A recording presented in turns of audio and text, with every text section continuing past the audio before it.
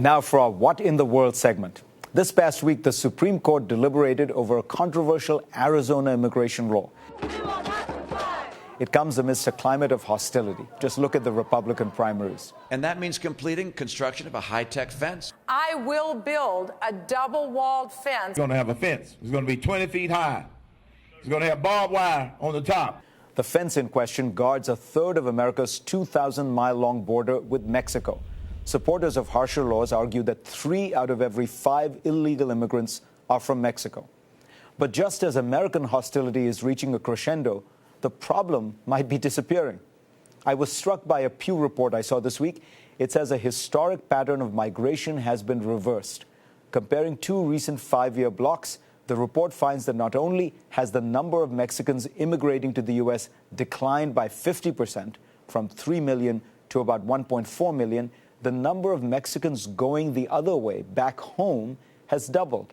700,000 Mexicans in the U.S. moved back between 1995 and 2000, 1.4 million between 2005 and 2010.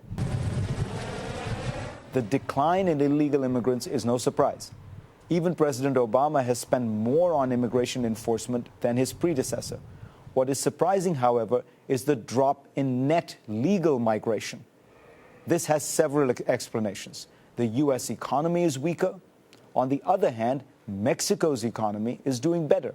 Its GDP per capita now is $15,000, about a third that of America's. Some of Mexico's competitiveness is due to NAFTA, the North American Free Trade Agreement.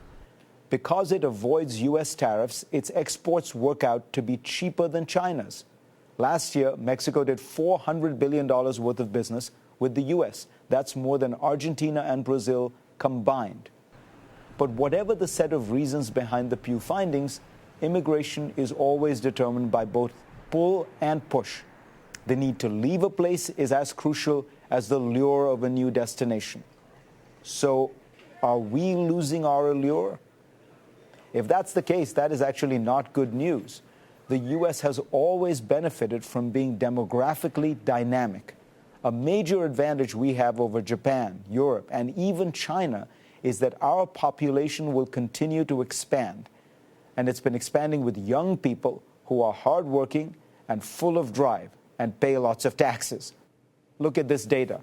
The median age in the U.S. was about 37 years in 2010. China's was lower, 34 years.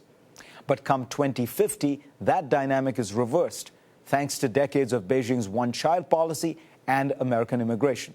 The median age here will be 40, but in China, it will hit nearly 49 years. An aging country creates a deficit of workers and a surplus of retirees who spend. Our demographic advantage holds true against a number of countries. Look at this chart. In blue, you can see the share of seniors in a number of developed countries right now, in 2000. In red, you'll see the percentage of seniors they are projected to have in 2050. Again, we have a smaller share than most of the developed world. We're projected to be better off demographically than France, the United Kingdom, Korea, Spain, and of course Japan. This demographic advantage is entirely due to immigration. The United States actually has a fertility rate that is not so different from European countries. So our population gains, and these are gains in young people, come entirely from immigration. The Pew study shows how we've clamped down on illegal immigration. But it also shows that Mexicans don't want to come here as much legally as they did before. So actually, it's a mixed picture. In trying to one-up each other by building bigger and higher fences, demonizing immigrants and hoping that they will self-deport, we seem to have forgotten that it is the spirit of acceptance and hospitality that has made America so attractive to legal immigrants for centuries. Let's hope we can stay that way. The Arab Spring has not yet hit the Palestinian issue, but it will.